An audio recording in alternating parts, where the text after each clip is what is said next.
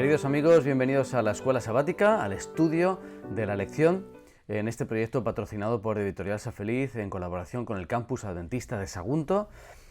Antes de empezar, siempre os recuerdo que podéis formar parte de la comunidad de WhatsApp en este código QR y de esta forma estar vinculados y conocer noticias, novedades, ofertas e información muy valiosa. Llegamos a la lección número 4 para el sábado 27 de abril, Defendamos la verdad. El versículo que nos proponen está en Juan capítulo 3, versículos 14 y 15, y dice así: como Moisés levantó la serpiente en el desierto, así es necesario que el Hijo del Hombre sea levantado, para que todo aquel que en él cree no se pierda, mas tenga vida eterna. La necesidad de que Jesús sea exaltado. Comienza la escuela sabática hablando de Esmirna, esa ciudad que aparece en Apocalipsis, que ha llegado hasta nuestros días, y cómo en Esmirna, una vez al año, se pedía que todos los habitantes quemaran incienso a los dioses romanos. Pues bien, Policarpo, que fue uno de los primeros dirigentes de la Iglesia, fue martirizado en Esmirna porque se negó justamente a hacer ese sacrificio o esa quema de incienso a los dioses paganos. Y cuando se le preguntó y se le exigió de alguna forma que renegara de Jesús, nos recuerda la historia, la frase que dijo. Dijo: 86 años lo he servido a Jesús y no me ha hecho ningún mal. ¿Cómo puedo hablar mal de mi Rey que me salvó? Esto es uno de los ejemplos que vamos a estudiar durante toda la semana, varios más, los valdenses, Hus, Jerónimo, y cómo hubo personas que se mantuvieron fieles a la palabra de Dios, y su ejemplo ha sido inspirador durante siglos. El estudio de esta lección va a estar basado en los capítulos 4 al 6 del Conflicto de los Siglos, así que viene bien repasarlos. Queridos amigos, continuamos el estudio de la lección el domingo 21 de abril. Perseguida pero triunfante. La propuesta que nos hace la escuela sabática pasa por Daniel capítulo 7, Apocalipsis 12. Son estos capítulos que nos hablan de un poder perseguidor, una iglesia perseguida. Y es curioso porque en la historia, cuando Satanás se enfurece, ¿verdad?, persigue al pueblo de Dios. Y esto es un hecho que se repite vez tras vez en la historia. El tiempo de persecución aparece en la Biblia descrito de diferentes formas. Juan describe en Apocalipsis capítulo 12 un tiempo en el que la iglesia se vio, tuvo que huir al desierto, y allí fue sustentada por tiempos y medio tiempo. La mujer fue, por tanto, protegida por Dios, llevada a un lugar especial donde Dios tenía un lugar preparado.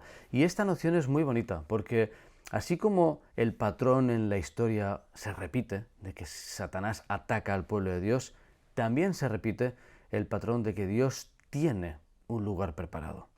Dios tiene un plan. En ocasiones los seres humanos sufren, y mucho, como vamos a ver en la escuela sabática, pero está todo dentro de un plan que Dios tiene previsto. Y Dios aporta fe, y Dios acompaña en medio del sufrimiento y mantiene la esperanza, como vamos a ver, de todos los que son fieles a Él hasta el final de la historia. El tiempo profético aparece en la Biblia como 1260 días, en otros lugares aparece como tiempos y la mitad de un tiempo, y se refiere justamente a los 3 años y medio. Los 3 años y medio, calculando esos 360 días, ¿verdad?, de calendarios lunares por año, son 1260 días. Y en ese sentido, día y año es un principio hermenéutico que se aplica a las profecías bíblicas. Está fundamentado en Números 14:34, Ezequiel 4:6, y esto ha sido testeado durante la historia por muchos comentaristas, que hace referencia justamente a que un día en la profecía representa a un año real en nuestro tiempo. Cuando nosotros vamos a la historia, descubrimos que los 3 reyes, ¿verdad?, 3 reinos en realidad que se oponían al poder papal, los érulos o los vándalos y los ostrogodos, el último de ellos, los ostrogodos, fueron de alguna forma aniquilados, exterminados, neutralizados por el poder papal en el año 538. Así que ahí comienza ese periodo de 1260 años en la historia, que terminan cuando el general Berthier, ¿verdad?, de Napoleón, en el año 1798 expulsó de Roma al Papa. Ese periodo de alguna forma marca esos 1260 años de persecución en los cuales pues mucha gente, muchísima gente fue torturada, fue masacrada, fue perseguida, y sin embargo fueron fieles hasta la muerte. ¡Qué testimonio para nosotros! Hola amigos, continuamos el estudio de la lección con el lunes 22 de abril, la luz vence a las tinieblas. Comienza la escuela sabática con el análisis de Judas, ¿verdad? Capítulo 1, versículos 3 y 4, donde nos menciona que algunos hombres han entrado encubiertamente, nos dice, los que desde antes habían sido destinados para esta condenación, hombres impíos que convierten en libertinaje la gracia de nuestro Dios y niegan a Dios el único soberano y a nuestro Señor Jesucristo. Desgraciadamente esto que fue escrito antes del año 65 de nuestra era se convirtió en muy real en los siglos posteriores. Muy pronto en la historia la Iglesia perdió esta realidad de la gracia de Dios, de Jesús como el centro, y comenzó a apostatar hacia el paganismo. Cuando llegó la Edad Media, el oscurantismo cubrió la Iglesia, se prohibió la Biblia y de alguna forma comenzó una época muy oscura. Y sin embargo, a pesar de la oscuridad en la que se vivía, Dios siempre se ha reservado pueblos que durante la historia han sido fieles. Por ejemplo, los valdenses. Nos dice el conflicto de los siglos, en todas las edades hubo testigos de Dios, hombres que conservaron su fe en Cristo como único mediador entre Dios y los hombres, sustituyeron la Biblia como única regla de vida y santificaron el verdadero día de reposo. Qué curioso como esto ha ocurrido siempre durante la historia, a pesar de la terrible apostasía en la que estaba cayendo la Iglesia tradicional. En Apocalipsis capítulo 2, versículo 10 se da una promesa, ¿verdad? Está marcada la Iglesia de Esmirna, sé fiel hasta la muerte que yo te daré la corona de la vida. Ahí se contrasta, en Esmirna estaba el dios Dionisio, uno de los dioses patronos de la ciudad, y los sacerdotes colocaban una corona cuando alguien moría. Bueno, pues aquí el apóstol lo utiliza en revelación divina, ¿verdad? Es revelada la noción de la corona, en este caso, para los que vencen las fuerzas del mal. Y se da esa promesa, la corona de la vida. Qué bonito que Dios utilice una práctica habitual allí y la utiliza de forma inspirada para prometer a todos los que sufren en este mundo la corona de la vida. Todos los fieles de todos los tiempos sabían que la muerte era un trámite, a los ojos de Dios un sencillo trámite, pero que lo que espera es la eternidad. Y qué bueno mantener esa realidad en nuestros corazones. Queridos amigos, continuamos con la lección para el martes 23 de abril. Valor para permanecer fieles. Nos vamos a centrar en este día en los valdenses. Ese pueblo situado en las montañas, ¿verdad?, entre Francia y el norte de Italia, que permanecieron fieles a Dios a pesar de la persecución y que se convirtieron en uno de los mayores pueblos inspiradores, que han inspirado durante generaciones a personas a mantenerse fieles a Dios. Había dos elementos que mantenía fieles a estos pueblos. Uno era la lealtad a Dios y otro era la autoridad a las Escrituras, inquebrantable ante cualquier presión externa, en este caso pues del papado, que se oponía abiertamente a la lectura de la Biblia.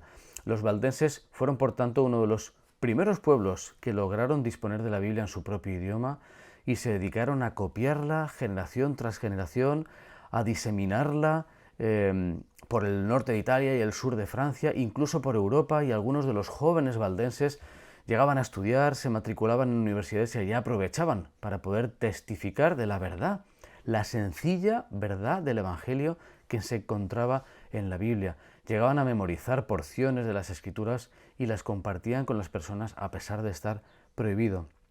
Conservaron la palabra de Dios, por tanto, durante siglos.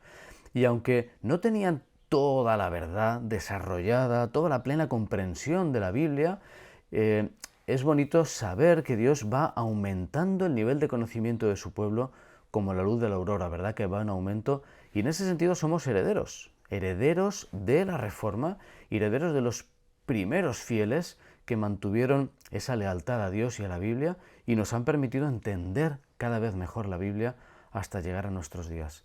¡Qué bendición y qué inspirador! Hola amigos, continuamos con la escuela sabática, llegamos al miércoles 24 de abril, el lucero de la Reforma.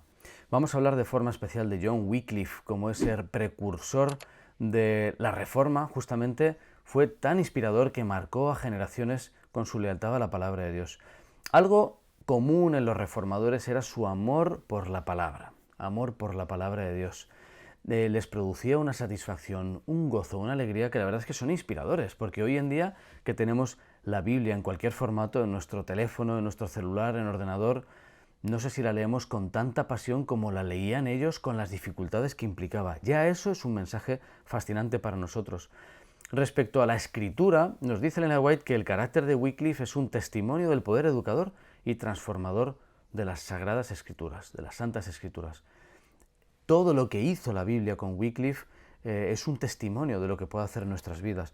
Y nos añade, el estudio de la Biblia ennoblecerá como ningún otro estudio el pensamiento, los sentimientos, las aspiraciones, da constancia en los propósitos, paciencia, valor y perseverancia, refina el carácter y santifica el alma. Todo eso hace la palabra de Dios cuando es leída con fe, guiados por el Espíritu, cuando transforma nuestro interior, cuando meditamos en sus palabras. Es fascinante, es el regalo que Dios nos ha hecho para producir la salvación en nuestras vidas. Llama la atención que John Wycliffe, que dedicó su vida a traducir la palabra de Dios, Roma no llegó a él, ¿verdad? Murió antes de que Roma llegase, pero, sin embargo, qué curioso, el papado desenterró sus restos, los quemó y los arrojó las cenizas a un río, queriendo acabar con él para siempre, para su recuerdo. Y no se dieron cuenta de que con ese símbolo que pretendían hundir en el olvido a Wycliffe, lo que hicieron fue justamente simbolizar que las cenizas se expandieron por todo el mundo, se esparcieron. Es llamado John Wycliffe el Lucero de la Reforma en ese sentido porque fue un precursor de lo que después vino a ser el Gran Despertar. Y desde luego su testimonio es muy inspirador. Hola amigos, continuamos el estudio de la Escuela Sabática con el jueves 25 de abril y comienza con una pregunta. ¿Qué es lo que animaba a los fieles valdenses durante las horribles persecuciones que enfrentaron? Y a todos los reformadores y a los que se han mantenido fieles al Señor. ¿Qué es lo que mantenía viva la ilusión, la voluntad de servir a Dios, de mantenerse fieles? Y la respuesta obviamente es la esperanza en las promesas de la palabra de Dios. La propia palabra de Dios defiende a quienes defienden la palabra de Dios y lo hace a través de sus promesas, a través de esos mensajes de esperanza que permiten que durante toda la historia las personas hayan mirado al futuro, más allá de lo que se ve ahora, más allá de las dificultades, más allá de las torturas, del sufrimiento, de la muerte, más allá de todo eso, ha habido un futuro de esperanza prometido para todo ser humano que cree. El ejemplo es el de Juan Hus, ¿verdad?, que no vaciló ante la prisión y la injusticia con la que fue tratado, y es más, dejó escrita una carta a un amigo en el que decía: escribo esta carta en la cárcel y con la mano encadenada, a la espera de que mañana se cumpla mi sentencia de muerte, en el día en que por la gracia del Señor nos encontremos otra vez gozando de la paz deliciosa de la vida futura. Sabrás cuán misericordioso ha sido Dios conmigo y cuán admirablemente me ha sostenido en medio de mis tentaciones y pruebas. ¡Qué carta! ¡Qué carta escrita a un amigo el día antes de su muerte! Y con total certeza en la esperanza de una tierra nueva y un mundo sin dolor. Nos recuerda el apóstol Pablo, ¿verdad?, en Hebreos capítulo 10, mantengamos firme sin fluctuar la profesión de nuestra fe, porque fiel es el que prometió.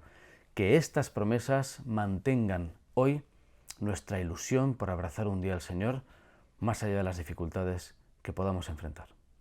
Hola amigos, llegamos al viernes 26 de abril con este resumen de la Escuela Sabática que cierra, ¿verdad?, con pasajes del conflicto de los siglos. Dios permitió que la luz fuese brillando poco a poco durante la historia, especialmente en la Reforma, y sin embargo no reveló toda la verdad de una forma rápida, sino que permitió que fuese progresivo el conocimiento del texto bíblico y el conocimiento de la verdad. A través de los siervos, dice Ellen White, Dios fue sacando a su pueblo de las tinieblas del romanismo, pero tenían que arrastrar muchos y muy grandes obstáculos, y Él los conducía paso a paso, según lo permitían las fuerzas de ellos. No estaban preparados para recibir toda la luz al mismo tiempo. Qué tacto tiene el Señor, que en cada momento de la historia va revelando poco a poco lo que la gente va pudiendo asimilar, va pudiendo incorporar, Y esto ocurre también en nuestra propia vida.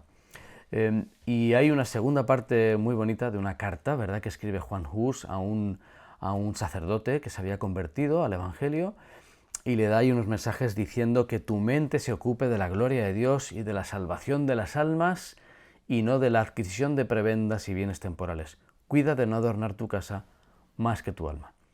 Nos quedamos con este pensamiento para que la palabra de Dios pueda llenar nuestras vidas y nos dediquemos a adornar nuestro interior, nuestro carácter, nuestro ser, mucho más que aquello que nos rodea, porque esto es lo que permanecerá por la eternidad. Que el Señor os bendiga.